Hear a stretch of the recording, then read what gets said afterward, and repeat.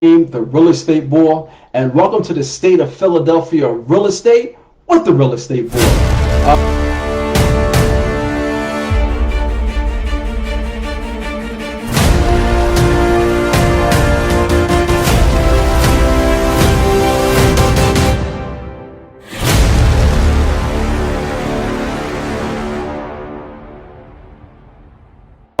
We're going to be breaking down basically three major things today. Won't keep you long, but it's super important. So let's get started.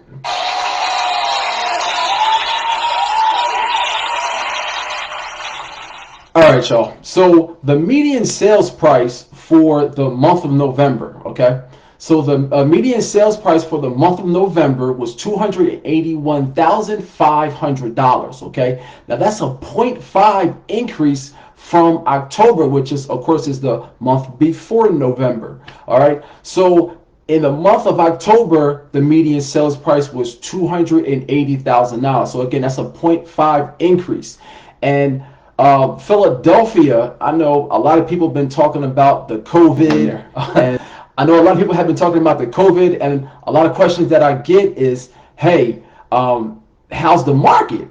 And in Philadelphia, the market is awesome, okay? We're steadily going up. There's a lot of activity, and I'm going to get into it right now, all right? Sale per square foot in November was $161. That's actually a 1.3 increase from October, which was $159, okay? So it's a $3 bump from October to November. So again, those are indications saying that we're doing awesome as far as a city in whole.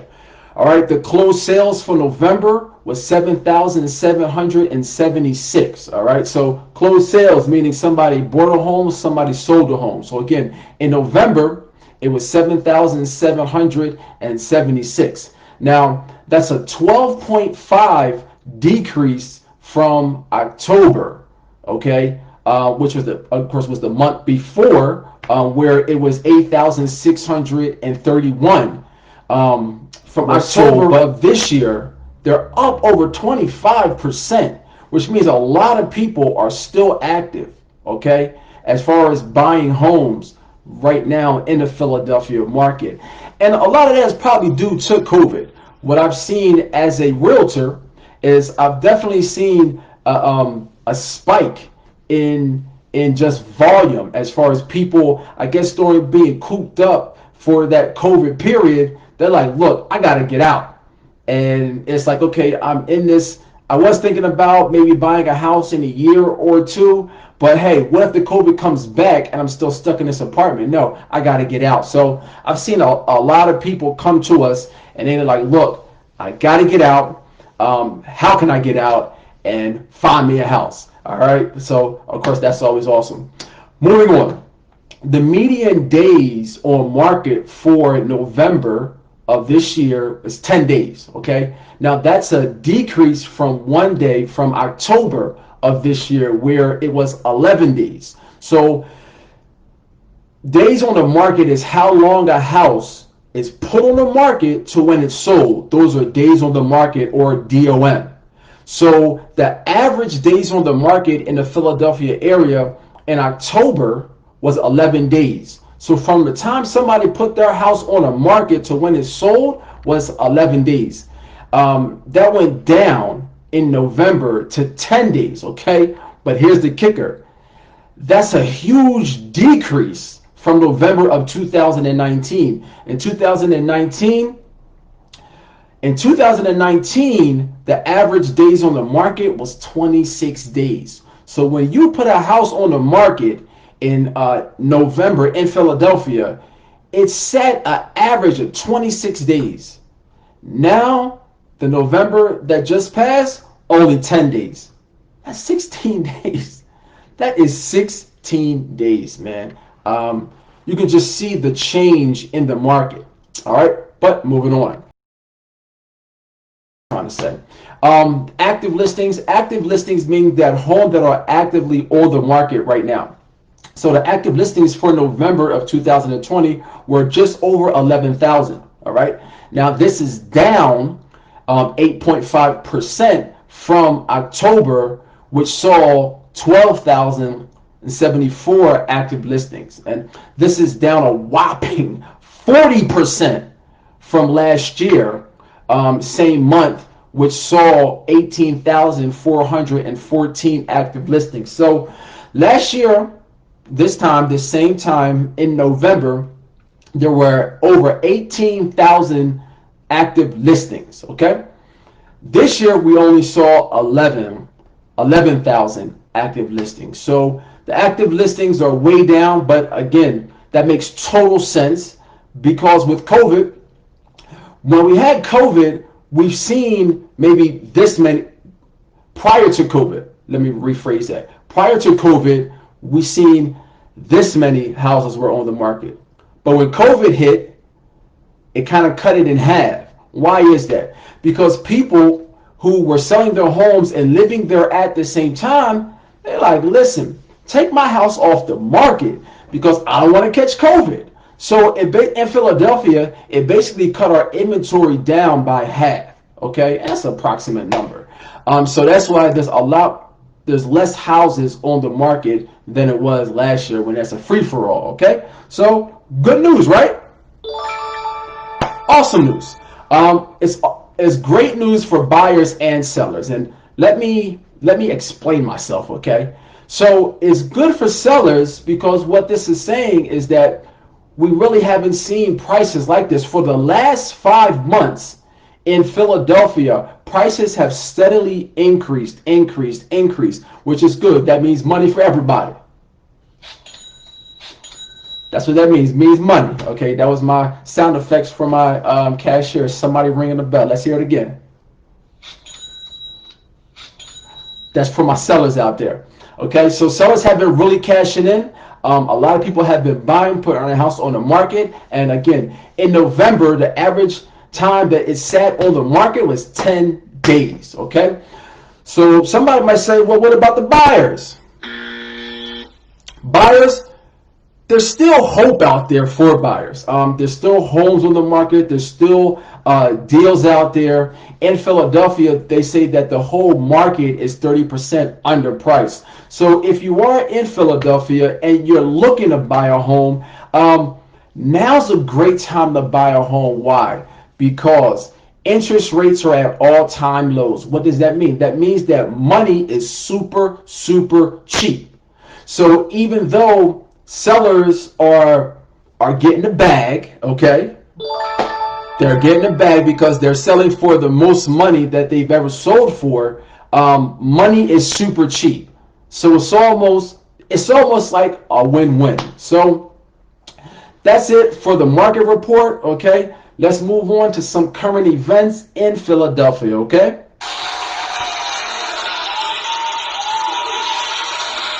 All right. So first we have the new eviction rules go into effect January 1st. So Philadelphia is they're always kind of tweaking these eviction rules. So let me just read as far as what happened in the paper, and then we'll give our opinion on it, okay? So when landlords seek eviction for any reason, the eviction request must be decided by a judge. Once the judge issues a decision to evict a tenant, the landlord must wait a certain period of time before being able to actually regain possession of their property. This judgment was handed down by the Pennsylvania Supreme Court. Now, even if the landlord wins, okay, let's just say the landlord wins the case. Listen to this. If the landlord wins the case, he has to wait at least 10 days to file a request for order of possession of the property, which allows him to have the tenant actually removed from the property. But he doesn't have to wait more than 20 days. I don't know why they put that in there, that he has to wait 10 days before filing, but he doesn't have to wait 120 days. There were other small updates that allowed the landlord to work with tenants for up to 300 days after receiving judgment for possession before having to actually file a request for order of possession. Okay, what does that mean? What does that mean? What that means, I'm sorry, that's just my sound bite crying. What does that mean? That means that you go to court. You're a landlord, so you own a property, and your tenant isn't paying. So your tenant isn't paying, and you have to go down and get a judgment from a judge to kick that person out. Now, if that judge decides in your favor, you got to wait 10 days. You have to wait 10 days for you can put in the motion to get them out. And then the eviction process starts after that. So what happens sometimes is that you put the eviction in, or you file the eviction, but then they come back and they pay you your money, and then you can kind of go back to how you guys were. So, and everybody's a happy family. Happy family, okay? So, I know I'm cracking myself up. But, they just tweaked the laws there, the Pennsylvania Supreme Court. They tweaked the laws as far as the eviction process in Philadelphia. So, if you're a landlord, just make sure that you're really up on everything that's going on with the Philadelphia laws. For example, a law came down in Philadelphia that you have to have lead-based testing, okay, lead-based paint testing, all right? You have to have it, because if you don't have it and you go to renew your license, then you won't get a license renewal. If you don't get a license renewal and you go down in front of a judge and you want to evict somebody, or you want a judgment, or you want anything, they're going to tell you to come back when you have this rental license, okay? So just make sure all your ducks in a row. One thing that you can do is you can get a property manager. If you get a property manager and they're knowledgeable, they should be knowledgeable about the different laws, and they can really keep you abreast. I know sometimes people don't want to pay for property managers for some reason, but pay for them. Okay. All right. Next is, what do we have up next?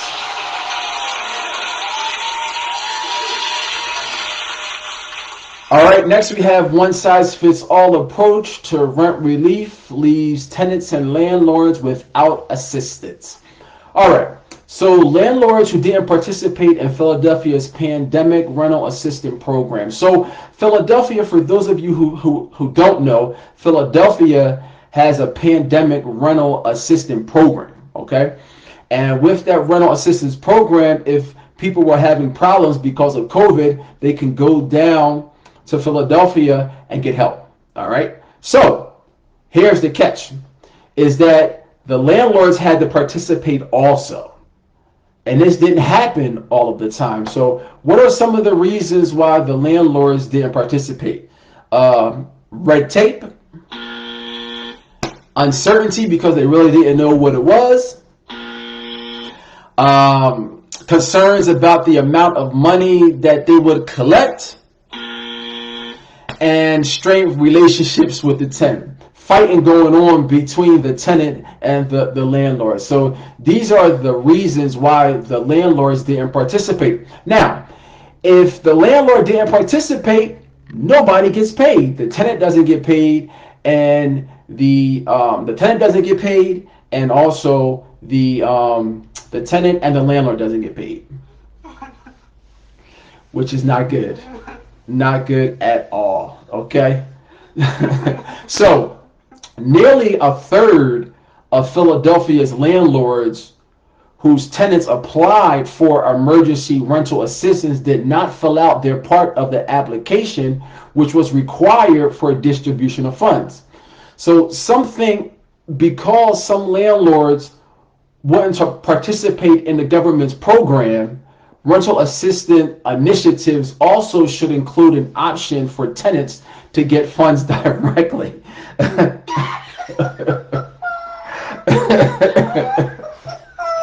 So,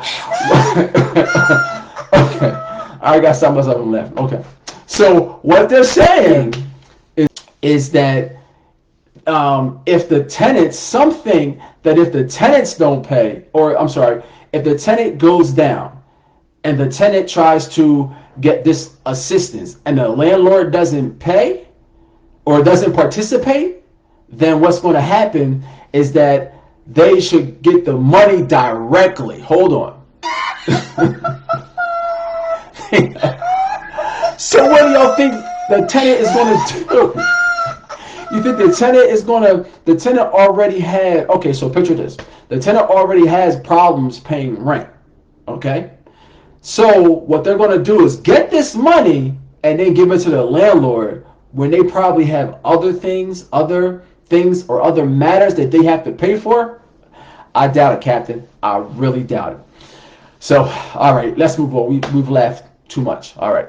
So last month, Philadelphia officials announced a direct payment phase of the city's program. So the city is going to do it. Well, it seems like the city is moving in that direction. So I'm anxious to see how this works out. All right. Property owners said tenants low income, so they must have surveyed some property owners, and these property owners said that tenants low income and inability to save to weather emergencies typically are the most frequent reasons for non-payment of rent, according to the report. Property owners, especially those with a handful of rental units or leases or less, are facing the same challenges during the pandemic as before, affording repairs on rental properties and paying mortgages and property taxes and filing for evictions. All right, more than 10,000 Philadelphians are receiving rental assistance through a city program distributing 40 million in mostly federal funding. So something also just came out that Pennsylvania just missed the federal funding, like a lot of it, a ton of it. Okay, so I don't know if that's coming back around soon or not. All right. So anyway, to make a long story short with that particular article, there is help out there as far as the pandemic for people with their rent, but it seems like they require the landlords to participate also, and the landlords wasn't participating, which hampered them getting the money to the tenants, and we're kind of back in the same situation where there are people getting evicted during this time.